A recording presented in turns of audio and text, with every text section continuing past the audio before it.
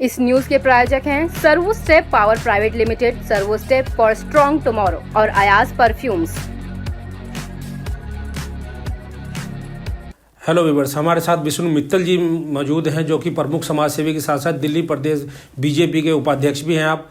और समाज में एक जो है समाज सेवा के काम में इनकी हमेशा बढ़ चढ़ कर रुचि रहती है और काम इनका सहयोग रहता है लोगों को।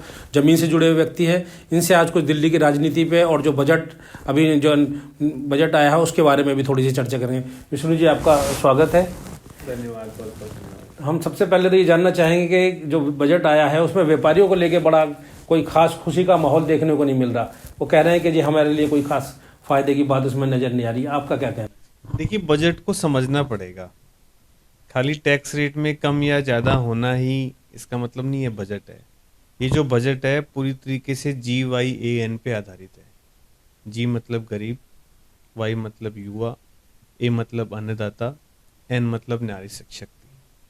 और इंफ्रास्ट्रक्चर में जितना खर्च सरकार ने बढ़ाया है इस बार, और 2014 में जो था और 2024 में आज जो जमीन आसमान का इंफ्रा पे जो बजट में प्रावधान है, उसका अल्टीमेटली बेनिफिट किसको मिलेगा? सपोज अगर कोई प्रोजेक्ट बनता है, चाहे वो फ्लाईओवर बनना हो, चाहे कोई कंस्ट्रक्शन होना हो, सीमेंट भी लगेगा उसमें, स्टील भी लगेगा, बाकी सब चीज़ें भी लगेंगी, कितने सारे लोगों को रोज़गार मिलेगा। तो अल्टीमेटली कहीं ना कहीं बिजनेस तो आगे बढ़ेगा ना। तो बजट को थोड़ा सा स्टडी करना पड़ेगा। अगर हम स्टडी करेंगे तो प्रधानमंत्री जी ने जो विकसित भारत का संकल्प लिया है कि 2047 तक भारत विकसित बने, बहुत अच्छे प्रोविजन, मैं कहूँगा कि इतना अच्छा बजट है, मुझे तो पिछले साल से भी ज़्यादा अच्छा बजट। आपने अभी जो है विकास की बात करी कि सड़कें पूरे हिंदुस्तान में बन रही हैं और ये हर व्यक्ति इस बात को लेकर बड़ा उत्साहित है कि हाँ भाई जो है रोड पे बहुत अच्छे लेवल पे काम हो रहा है। मगर कहीं ना कहीं साथ साथ ये भी बात हो रही है कि रोड पे जब चलते हैं तो जितना पेट्रोल हम फूक रहे हैं उतना ही टैक्स भी हमें जो है टोल टैक्स के रूप में देना पड़ रहा है, अलग से देना पड़ रहा है। देखिए, टोल टैक्स तो अगर सरकार ने रोड बना दिया, उसके बाद में मेंटेनेंस ना हो तो फिर कैसे काम चलेगा? लेकिन आप ये सोचिए कि पहले हरिद्वार जाने में 5.5-6 घंटे लगते थे। आज हम हरिद्वार कितनी देर में पहुंच रहे हैं? 3 घंटे में। मैं तो राजस्थान का रहने वाला हूँ, जयपुर जाने में हमें 5 घंटे लगते। नहीं, लोगों की पीड़ा है कि भुगतान ज्यादा करना पड़ रहा है। ज्यादा भुगतान तो नहीं है। देखिए, ज्यादा भुगतान नहीं है। जितना आपका पेट्रोल बच रहा है उससे आधा भी नहीं है आप पेट्रोल। और आपका जो समय बच रहा है उसकी कितनी वैल्यू है कि आप 6 घंटे में पहुंच रहे हो कहीं और 3 घंटे में पहुंच जाओगे, तो उसकी कितनी वैल्यू है?